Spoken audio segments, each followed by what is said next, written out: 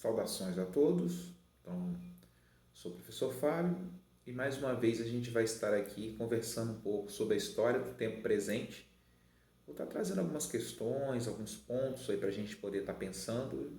E tem uma base, que é um texto de uma coletânea da Universidade Federal de Roraima, no norte do Brasil. E dentro dessa coletânea, né, Coleção História do Tempo Presente, volume 1, eu separei um capítulo onde ele fala sobre o tempo passado, ensinado no presente, história, ensino, tempo e formação docente. O texto é do Erinaldo Cavalcante. Ele tem um epígrafe do Jacques Legoff que eu gostei bastante. Diz assim: de fato, o ensino constitui a pedra fundamental da história como conhecimento.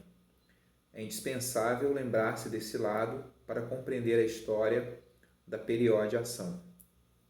Jacques Legoff. E aqui ele traz algumas questões sobre o ensino, sobre a sala de aula. E o que é bastante válido nesse texto é que ele discute também historiografia. Isso aqui é uma coisa legal. Ele não fica apenas, não vai focar apenas na sala de aula, que é importante, mas ele consegue trabalhar nas duas pontas. Ele vai discutir o conteúdo da sala de aula, mas ao mesmo tempo ele não vai deixar de discutir historiografia. Então aqui na página, deixa eu ver que página é essa, 173, ele traz aqui algumas palavras sobre o tempo e sobre o presente, que é aquilo que interessa para nós.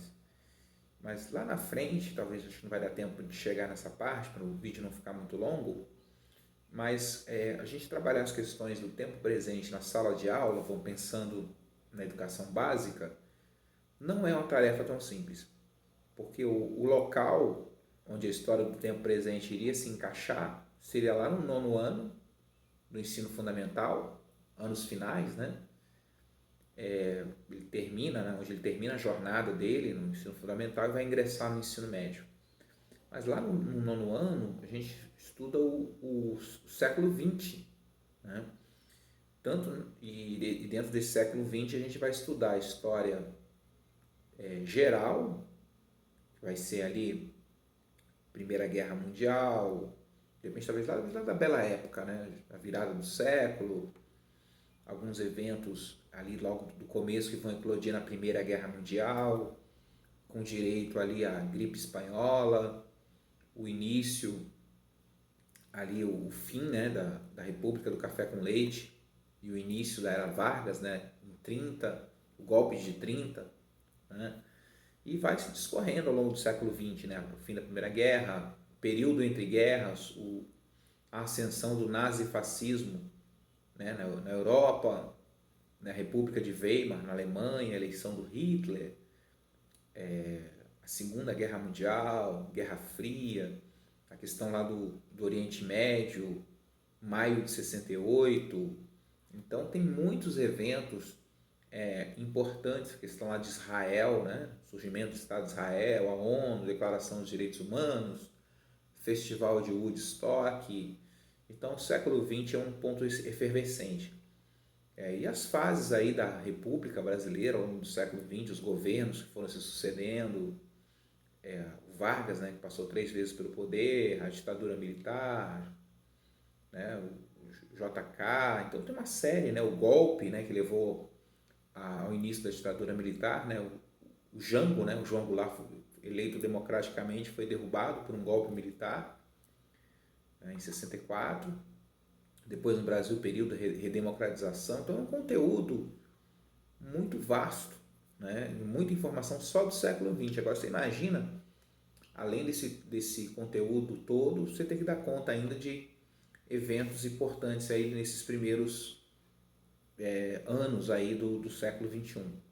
Então a gente fica com um calendário apertado, né? Às vezes tem assuntos que rendem mais, até que eu acho nessa questão do século XX, a gente, tanto no 9º ano, quanto depois quando esse assunto volta de novo, lá no 3º ano do ensino médio, que as discussões são mais maduras, elas costumam render mais, mas são assuntos que geralmente os alunos não têm dificuldade tanto no conteúdo, né? São conteúdos assim, digamos que rendem boas discussões e às vezes existem assuntos que até os próprios alunos têm interesse em querer saber mais, né? Sobre a questão da Guerra Fria, um assunto que os alunos gostam, a própria questão da ditadura militar acaba rendendo bastante, a Era Vargas.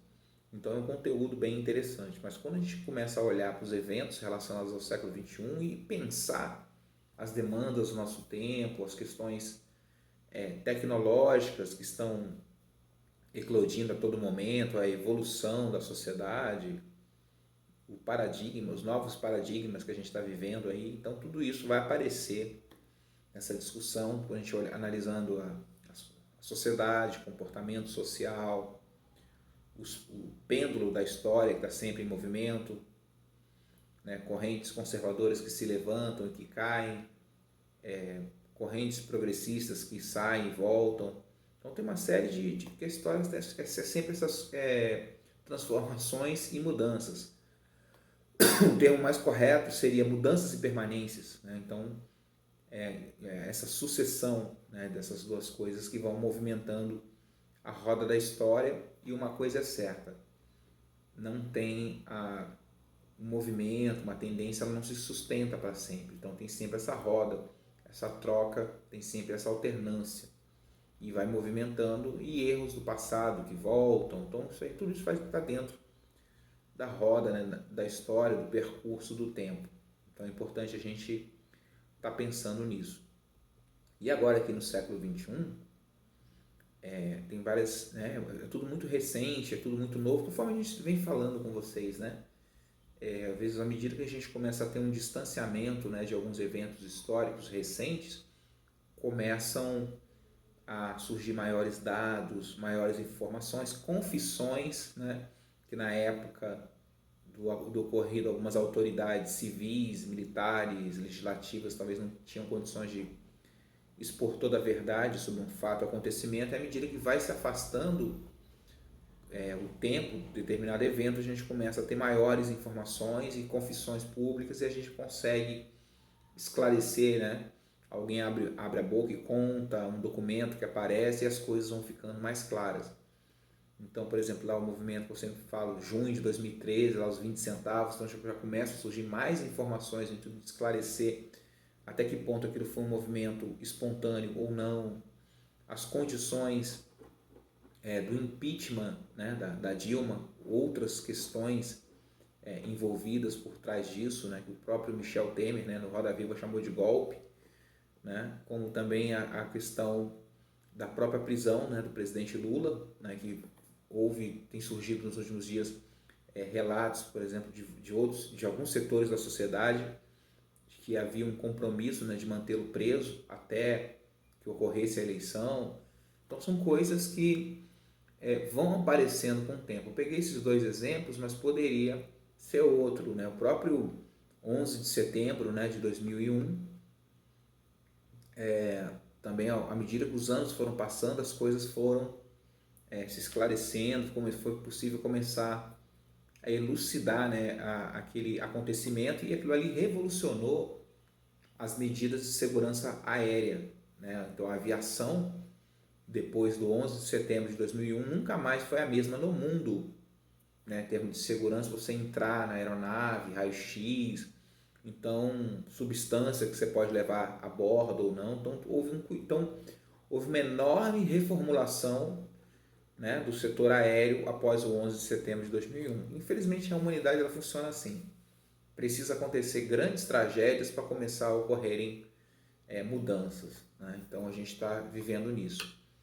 E hoje é um novo paradigma, conforme estou falando. Acho que até a forma da gente fazer, pesquisar, mudou, o acesso à informação. Então a gente está num novo tempo. Agora, falando um pouquinho do texto, a questão da historiografia, ele fala aqui algumas palavras sobre o tempo e sobre o presente. Então este foi construído para compor uma coleção do trabalho acerca da chamada história do tempo presente. Portanto, gostaria de tecer algumas breves palavras sobre o tempo e sobre o presente do tempo. O historiador alemão Heinrich Cornland, como especialista em assuntos do tempo, defende que precisamos usar metáforas ao falar do tempo. E realmente é verdade. Vários textos historiográficos você percebe o uso constante de metáforas, é uma característica. A categoria tempo presente tem ganhado fama no palco da ciência histórica. Ela aparece com frequência em mesas redondas, conferências, seminários, palestras, encontros acadêmicos, dossiês temáticos e em revistas especializadas. Seu uso tem contribuído para agregar um conjunto de especialistas com objetos de pesquisa totalmente distintos, da mesma forma que é distinto o corpus documental mobilizado por esses mesmos especialistas. Uma pesquisa rápida nos currículos Lattes dos historiadores para ficarmos apenas no campo da ciência histórica, que se tem debruçado sobre a chamada história do tempo presente, demonstra isso. Entre os pares é a multiplicidade de abordagem, a diversidade documental e a pluralidade de objetos de investigação se sobressai. Aqui nesse texto mesmo aqui, que eu estou trabalhando, né, estou mencionando ele, material da Universidade Federal de Roraima, que os organizadores são Tiago Siqueira Reis, Carla Monteiro de Souza, Monalisa Pavone, Américo Alves de Lira Júnior. Então os capítulos desse livro, desse material aqui, são totalmente diversificados. Todos eles abordam temáticas do tempo presente, mas são abordagens diferentes. Então ele abre aqui com um capítulo História, reflexões sobre a história do tempo presente, uma história do vivido. História e pentecostalismo, ligado à história da religião. Memória e esquecimento, que é um texto que eu ainda pretendo trabalhar, discutir ainda. História e mídia, que é uma outra categoria. Né? Então, história social do trabalho, também outra frente. Né? A história social sempre foi um campo muito forte dentro da historiografia, principalmente em nível de pesquisa stricto sensu, né? Mestrado, doutorado. História indígena, né? Teorias, fontes e métodos. Então, tem outro material lá sobre o protagonismo indígena na Amazônia, outra temática aí entra bastante interessante para a gente poder analisar. Outro texto de história indígena e esse aqui que a gente começa a ver, né? De hoje, do Erinaldo Cavalcante. Em seguida, História do Tempo Presente, Ensino, Formação de Professores de História. História Ambiental, uma coisa específica, né? Os desafios do tempo presente ligados à história ambiental. E as narrativas, né, de Dona Maroca, a possibilidade de intersecção entre gênero, trabalho na história e tempo presente, falando sobre Parintins lá, né?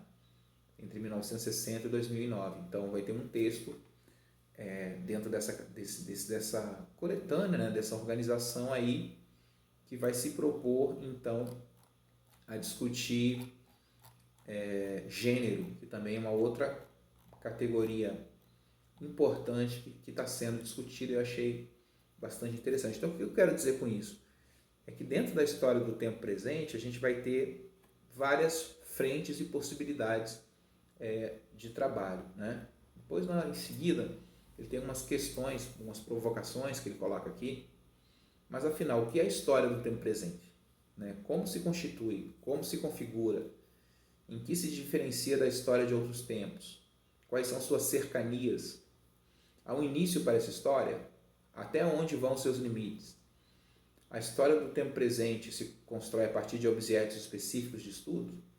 Ou a partir de uma análise teórico-metodológica distinta? Não há consenso quando se tenta responder essas questões, nem mesmo sobre a própria denominação conceitual, como aponta Marieta de Moraes Ferreira e Lucila de Almeida Delgado. No campo especificamente historiográfico, a denominação história do tempo presente convive com outras denominações que têm no recorte temporal da contemporaneidade, que também é uma categoria, e sua marca. Entre as denominações estão história imediata, história contemporânea, história recente, história atual, e que a gente viu o texto também, presentismo, do François Hartog. Então existem diferentes olhares, diferentes perspectivas. Se eu estivesse em uma sala de aula tradicional, presencial, eu traria uma discussão sobre isso, né? Sobre o que é a história do tempo presente, né? Depois como ela se constitui, tentar fazer com que os alunos respondessem essas questões, como ela se constitui, como se configura, o que se diferencia da história de outros tempos, quais são suas cercanias, os seus limites, as suas possibilidades. Há um início para essa história, questão temporal, até onde vão seus limites, e quais os seus objetos específicos, né? E a sua própria teoria e metodologia. É interessante a gente poder pensar e a gente poder avançar nessa análise teórica, né? Então, a história do tempo presente demonstra ter conquistado maior visibilidade entre os pesquisadores que trilham essas veredas, né? Então, o processo, né, de gestação é conceitual, né? Então, vai crescendo, e a história do tempo presente é algo bastante, não é algo recente, já tem antecedentes na Alemanha, na França, então não é algo recente, não é algo muito menos made in Brasil, mas é uma categoria. Na França tem um instituto, né, próprio de história do tempo presente, e que tem ganhado espaço, reconhecimento, né, e tem avançado bastante, né? E é importante também pensar em se diferenciar também dessa história contemporânea, porque, por exemplo, aqui mesmo no próprio currículo que eu trabalho aqui, a gente vai ter história contemporânea 1, contemporânea 2, que pega ali o século XX inteiro, e depois, sucedendo a história contemporânea 2, que a gente vai ter estudado o século XX todinho, aí a gente chega na história do tempo presente. Então, essa organização ela é interessante nessa questão conceitual. E para quem acompanhou, porque a questão da história tem muito isso, a questão cronológica, a questão da passagem do tempo, dos eventos históricos, então tudo isso acaba sendo bastante importante, né? Então, aqui sobre a questão do presente, o presente pode significar o ponto de intersecção em que o futuro se transforma em passado. Aquele ponto de intersecção das três dimensões temporais que sempre faz aparecer o presente. Assim como o presente pode ser dissolvido entre o passado e o futuro, esse extremo mental também pode ser invertido. Todo o tempo é presente no sentido específico, pois o futuro ainda não é e o passado já não é mais. A gente viu, né, o Hobsbawm também trazia já essa discussão sobre história, né, colocando que toda a história, em certo sentido, ela acaba sendo contemporânea no tempo dela. A gente vai acompanhando essa passagem do tempo, essa questão temporal, lá no contexto da Revolução Francesa, aquilo ali era o mundo da época, era contemporâneo e ficou para trás, né? E essa questão temporal é o que acompanha a nossa vida como um todo. Até mesmo no próprio curso de História existe a questão temporal da época, né? O tempo que você está fazendo, porque com certeza você fazer história entre 2020 e 2021 é uma experiência completamente diferente de você fazer história entre 2000 e 2001 ou entre 1990 e 1991. Claro que muitas coisas vão bater, porque alguns eventos históricos obviamente não mudam, mas a abordagem, novas leituras, novos textos, novas percepções, e até mesmo eu ia falar atores, mas eu não gosto dessa nomenclatura, né? Mas até mesmo os próprios estudantes, né? O perfil do estudante, os professores também sofrem uma renovação, talvez aqueles que foram estudantes da graduação na década passada, alguns deles passam a ser professores, e assim vai. Também a instituição que a gente estuda, escolhe estudar, então tudo isso são variáveis, né? Mas uma coisa é certa, a pesquisa ela continua dentro do método, né? Dentro da sua, respeitando a questão da historiografia, e às vezes a historiografia, e junto com a BNT, acaba sendo meio que uma camisa de força, né? Meio que ela acaba impondo todo um protocolo, todo um roteiro que você tem que seguir para poder desenvolver a pesquisa historiográfica. Eu sempre gosto de falar que um texto literário é um texto muito mais livre, muito mais solto, muito mais fluido, né? Enquanto isso, a história, por conta dos seus métodos, por causa da sua rigidez teórico-científica, então ele acaba tendo que respeitar regras, protocolos, direções, e dialogando sempre com uma historiografia particular, uma historiografia que seja própria. Então, o texto historiográfico, eu considero que ele nunca foi um texto de fácil escrita, ou até mesmo a gente poder aprender e se desenvolver. A gente vê isso nas aulas de teoria da história, que faz um estrago, né? Muita gente reprova porque às vezes tem dificuldade em compreender o pensamento historiográfico, que muitas das vezes é um negócio que é um pouco abstrato, de difícil compreensão, justamente por essas questões de contexto, tudo, a escola dos análises, pensando em a historiografia inglesa, a historiografia francesa, Então são vários autores, correntes teóricas do pensamento, o período que foi escrito, então tem uma série de questões aí envolvidas, né, que nos fazem analisar algumas questões em relação à história, né? E para a gente concluir, para não ficar muito extenso, né, também ele fala aqui sobre a questão sobre a memória, né, como relatos de memória, como um testemunho vivo que singulariza a história do tempo presente, as reflexões sobre cronologia, tudo isso são bastante flexíveis, né, dentro dessa questão. A questão da memória é algo que vai estar presente, né, na história de uma maneira bastante importante, e é um conceito fundamental, junto com o conceito de representação, de tempo, né, e outros conceitos que nos ajudam a entender e pensar o contexto historiográfico. Mas as questões são muito interessantes, a questão do uso da memória, do testemunho e a pesquisa, né, historiográfica, né? E são coisas que nos ajudam a compreender determinados contextos e nos permitem avançar, né? Em cada época sempre haverá, né, esses testemunhos, essas questões que nos ajudam, né, as fontes, né, que elas falam também por si, a gente vai investigar as fontes, ver aquilo que os conteúdos, as informações que estão ali, não só as informações que estão diretamente na fonte, mas às vezes até a tentativa de tentar esquecer, camuflar ou até esconder.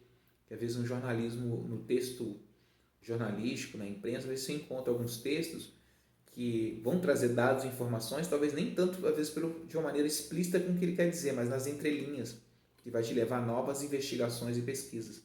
Isso aí que é muito legal, na questão do tentar silenciar, acaba deixando pistas, sinais, evidências que o pesquisador, o historiador vai tentar investigar, descobrir por outros caminhos, por outras fontes e chegar no resultado. Dependendo do contexto, da época, você vai buscar a história oral, o testemunho, o relato das pessoas, e você muitas das vezes vai conseguir preencher aquela lacuna, talvez da pessoa que quis omitir um fato, já algo que ficou meio estranho, ou então tentaram mascarar ou construir uma realidade que é superficial ou que nunca foi real. Então, a partir desse cruzamento de fontes, de dados, de informações, documentos oficiais, então você consegue descortinar. E sobre o uso do tempo, o ensino de história, tem um questionamento para poder concluir que diz assim, né? Eu achei muito legal. O que ensinar em termos de história, né? Como ensinar? Que passado deve formalmente, por meio do ensino de história, continuar tecendo as narrativas sobre as histórias dos homens no tempo? Qual ou quais passados devem se fazer presentes no nosso cotidiano em sala de aula? Quais presentes devem ser configurados por meio das leituras dos relatos passados nas aulas de história? Quais futuros deverão ser projetados pelas lentes interpretativas forjadas no presente, a partir das experiências passadas e narradas com objeto de estudo presente na formação do professor de história, né? Que passados devem ser narrados e ensinados nas licenciaturas de história e como devem ser representados?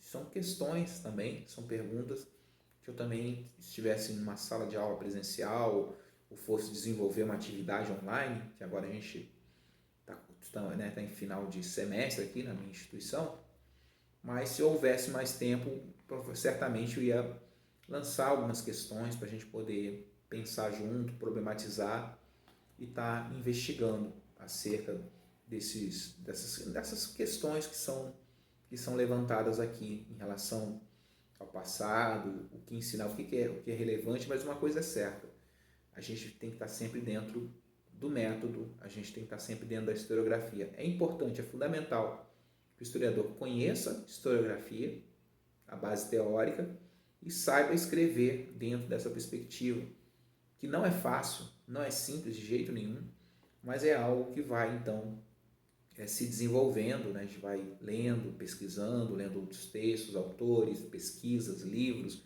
participando de eventos, seminários, ouvindo falas, palestras, e aí a gente vai desenvolvendo o nosso escrever, o nosso pensar, tudo isso na perspectiva historiográfica, e isso é muito importante, isso nos ajuda, então, a nos desenvolver. Então fica o desafio de hoje, de você aprofundar essa leitura, para a gente poder seguir os desdobramentos, e eu considero o tempo presente uma coisa bastante interessante, cativante, e é uma área em expansão, né? Acho que é bastante interessante, mesmo porque a gente precisa, de uma maneira cada vez mais rápida, dar resposta à sociedade a algumas questões, ao próprio contexto acadêmico, universitário, dos estudos, do contexto escolar. Mas a história tem isso, a gente vai investigando, vão pesquisando, vão surgindo novas fontes, novas informações, novos relatos, confissões, e a gente vai então, olha para o passado, a gente vai jogando como aquelas coisas de filme, né? que entra a pessoa numa casa mal assombrada, com uma lanterna, e aparece fantasma, o cara vai procurando, acha um monte de livros empoeirados, aí tira a poeira, limpa, né? E vai achando as informações que ele precisava, o objeto, alguma coisa, e assim vai destrinchando, e aos poucos ele começa a resolver aquele enigma, né? Então consegue ter acesso às informações que ele precisava. Então, acho que é bem interessante. Se fosse tivesse em outro contexto, com mais tempo, até falaria mais sobre isso, né? Aí você vai achando um fio condutor que vai puxando para outro, para outro, para outro, e você vai descobrindo as coisas, né? Tem filme, até desenhos animados que tem essa questão da investigação, de você descobrir, vai achando um ponto e vai puxando tal fio, vai descobrindo, respondendo e chega num resultado.